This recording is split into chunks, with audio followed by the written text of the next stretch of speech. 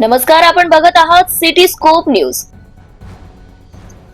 श्री संत गजानन महाराज प्रकट दिनानिमित्त श्री संत गजानन महाराज मंदिरात हजारो भाविकांनी घेतला महाप्रसादाचा लाभ। अनेक वर्षांपासून चालत आलेल्या परंपरेनुसार माहूर शहरातील श्री संत गजानन महाराज मंदिरात श्री संत गजानन महाराज प्रकट दिनानिमित्त महाप्रसादाचं आयोजन नगरसेवक गोपू महामुने यांच्याकडून करण्यात आले होते। या महाप्रसादाला शहरासह गडावर दर्शनासाठी आलेल्या हजारो भाविकांनी लाभ घेत मोठ्या भक्तिभावात श्री संत गजानन महाराज प्रकट दिन साजरा केलाय। माहूर शहरातील राष्ट्रीय महामार्गाच्या बाजूला असलेल्या श्री संत गजानन महाराज मंदिरात दरवर्षी श्री संत गजानन महाराज प्रकट दिन साजरा करण्यात येतो।